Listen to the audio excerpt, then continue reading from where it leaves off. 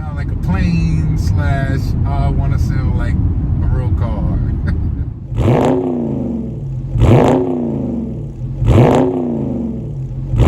Movie night back with another classic. I'm your host Easy. Welcome to Car Language. And before me, we got a Ford Mustang 2021 Mach E. So driving the Mach E, 2021 Mach E. This car is cool. Me personally, I'm not ready to get one yet. If you guys seen my previous videos on EVs and how I feel about them, let's give it some.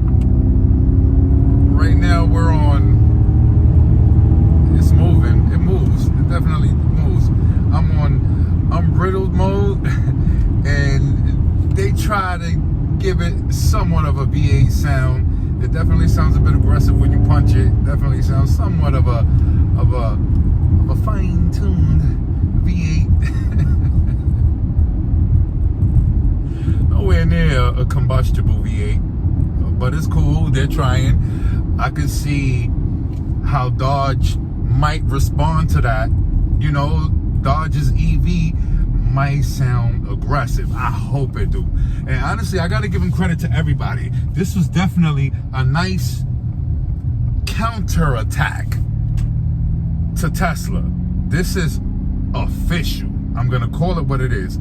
I fell in love with the Mach E. I remember driving it when they first came out, when they kind of had the sample at Ford, and they was letting people test drive it. They wanted you to put in them orders, and at one point I almost did, but I can't live without my V8. I'm V8 till the day I die. I love that, you know, especially the Camaro. To me, the Camaro is definitely one of the best cars I've ever driven, hands down.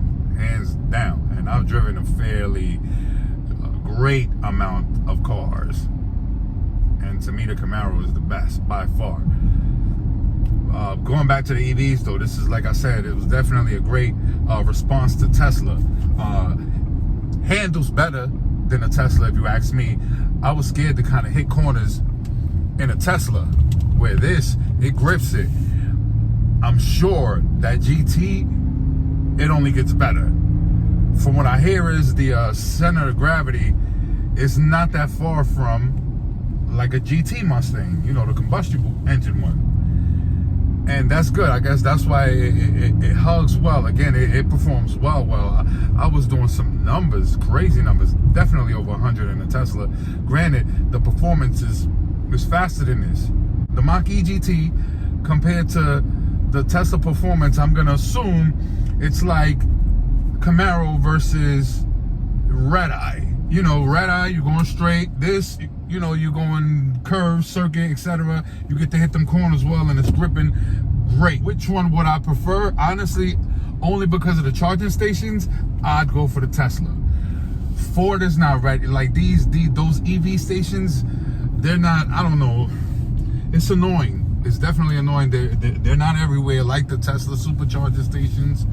So that's definitely something to consider for anybody looking to go out on long trips. I have to say this, don't get this, go for the Tesla. And that's just about it, honestly. And knowing me, even with having less supercharged stations, I would still get this just to be unorthodox. I mean, think about it, it's only right. I done had a Charger, I done had a Camaro, it's only right I get a Mustang. It's the only one I'm missing to be able to say I had. Not that I'm looking to do that, but you know, I would definitely consider this. And again, driving comfortability. I drove this thing from North Carolina to Georgia, and comforted again. I love the response on the EVs. That's something that you cannot deny. Like anybody who's still old-fashioned, living in the past, these things respond. And 0 to 60 in 4.8 seconds, that's slow. Imagine I'll smoke this with my Camaro. But I like it. You know, it's almost like they're bringing slow back. I am curious to see what that GT is like as far as performance goes. This had me a little worrisome, only because the tires are 225s. So the whole time I'm thinking, if I hit one of these corners hard enough, I think it might flip. Those tires don't look like they ready to put in work. But again, they definitely hug. They definitely hug. Heard that little skirt. Again, don't be fooled. The Tesla, and you drive this, the Mach E, and you see experience goes a long way. And if they were taking their time to do this, they definitely did it right. Again, this was a great response to Tesla. It's just my opinion. And again, the sound, by far, this is the one that sounds better. I haven't driven, the Turbo S. I don't know what that sounds like, but I've seen some videos, and it's more like a UFO type of noise. This, I hope you guys can hear it. It sounds really good, really good.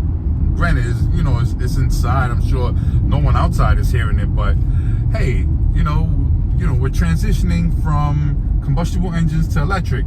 Make me feel somewhat at home, because I love it already. So by you giving me a sound, it makes me feel better about the purchase. Do I recommend it? Hell yeah. Should you buy it now? I don't think so. I don't think no car is worth the markup. I would go ahead and build and price one and see if I could save some money that way. But if you're getting tired of gas, again, if you're just you're gonna stay within regional, your state regional, not going too far, you kind of know your area, go for it. Just plan ahead. I'm sure this has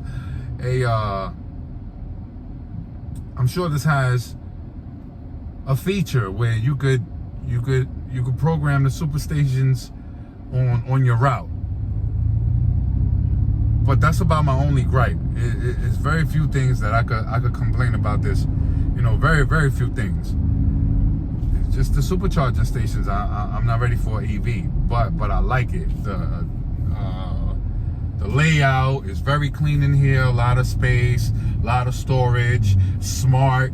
I was on my way from North Carolina to Georgia and hands-free, and it's not like you got to put both your hands on the steering wheel. You could just let it rest, and it'll just work itself. It'll drive itself.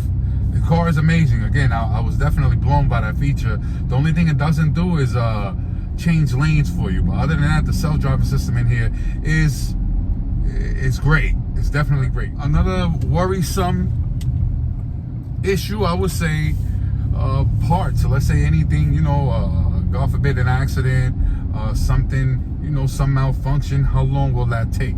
That's also something to consider when getting an EV. But other than that, I love the way that the steering wheel feels. It's a thicker steering. I wish I had the steering wheel in my car, wrapped in this. I'm sure this is not leather. Saving the ecosystem thing, recycling and all of that. That's cool. I like the materials. They don't feel cheap.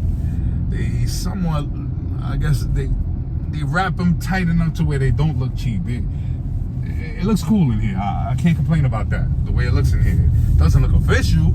It's not like jumping into an Escalade, but it doesn't look bad. Not bad at all. Everything is definitely tight, and for the most part, hopefully, it looks like it could be durable.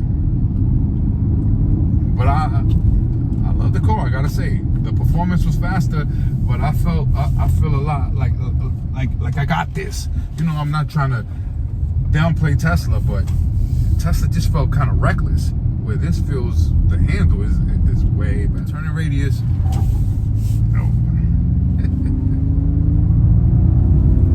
it's fun. It's fun. We just, we have faster. But it's cool. It's cool. Noise cancellation, real good. I love the panoramic sunroof. Love that. We're hitting it right now. Numbers. But it's dope. I love the lines on the hood. It feels zippy. It doesn't feel big. It feels like you got handled. Like you could really handle this thing. Love this car. The Mach E. This is official. I like it. Picasso. I want to keep driving it, honestly. Now, I had some people sit in the back. They said that the back is a bit uncomfortable, but if I get one of these, I don't think I'm sitting in the back. So Sorry for y'all. But the front feels good. And again, the room, it's amazing in here. The storage, everything is cool. This car is official. I gotta say, I'm psyched. This is nice. I could see why somebody would jump in this and say, yo, I want one right away. And as far as the Mustang name, I thought that was brilliant, if you ask me. I'm not trying to give Ford too many kudos and sound like I'm on their jock, but that was an excellent strategy. Mustang. You know, Mustang's got I would say a half and half. Good, bad rep, you know, because of the whole crashing and all, you know, whatever. And then the good is they handle, you know, people love them. They're very popular. So to give, you know, to come out with the EV, and now look, Dodge, they're promoting their EVs. So, you know what they're gonna do? They're gonna compete with this. So it's gonna, you know, the newer generation is gonna be like, oh, I got a Mustang, and then Dodge is gonna be like, I got this. I think it's brilliant, you know. And of course, I'm sure Tesla is only gonna get better. It's a wrap when that Tesla Roadster come out. So these cars are just gonna try to blend right in, or try their best to compete. But right now, ain't nobody competing with that Plaid. It's crazy. Would I get this? Again, it's just the price. I'm not gonna have dealers have their way with me. That's why I wouldn't get one. But again, I would definitely consider this. I like this. I like this a lot. So let's talk numbers. Numbers 346 on the horses, no pun intended, and 428 on the pound-feet. This model is the premium. This will give you 250 to 300 miles per charge. To me, that's a bit low. The only real gripe that I have with EVs is how low that mileage is. The moment I believe they start giving you 500 to 600 miles, that's kind of where I'll start looking into which one I would purchase. But me personally, I've had the Camaro, I've had the Dodge.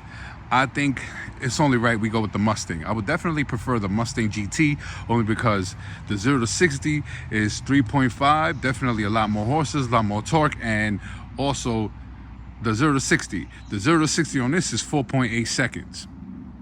Now, as we take a look at the key, there's 4 buttons: lock, unlock, 2 times to open the trunk, and we got the alarm button.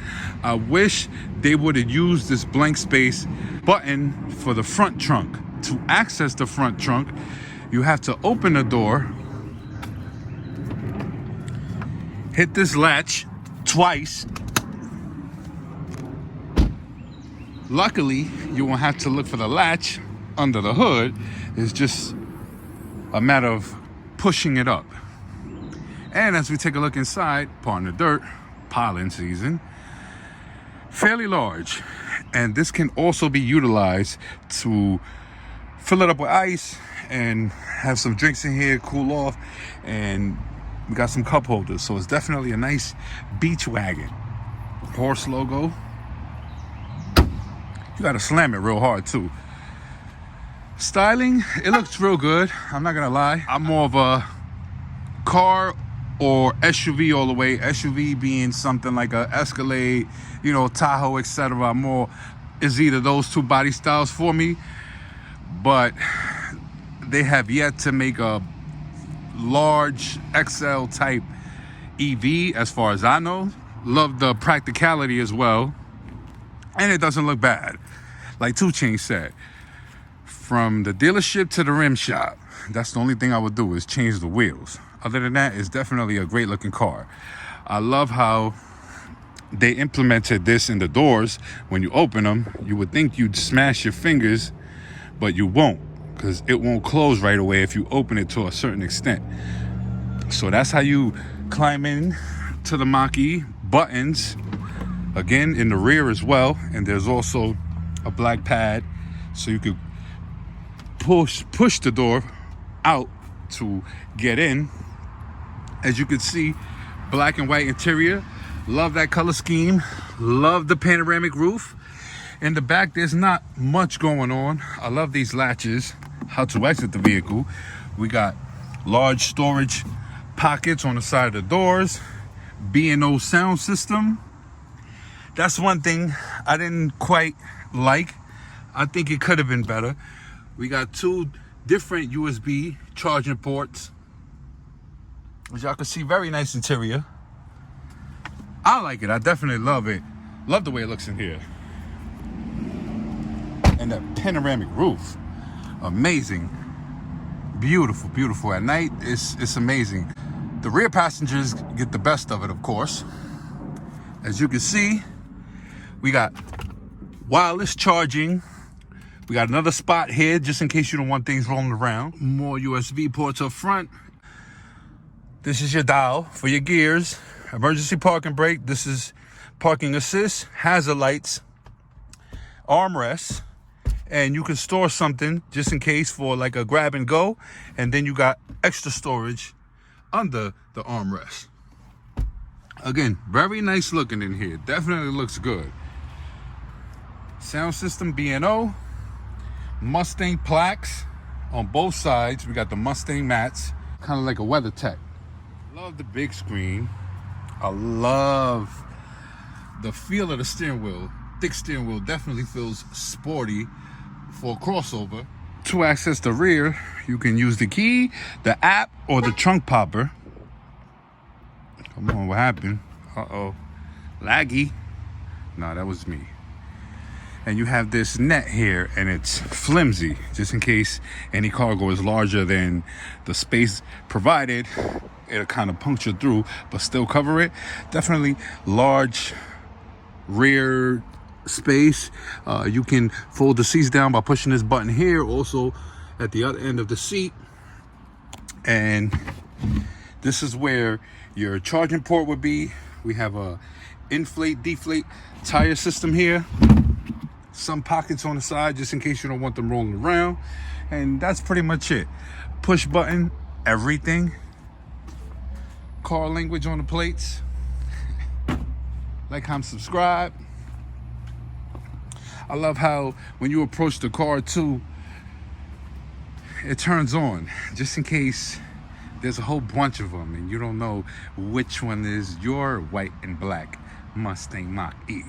So when you approach it, light turns on. Sometimes the mirrors might fold out, but they definitely fold to close when you leave the car. So as we take a look at the infotainment system, big screen, I believe this is a 13.1.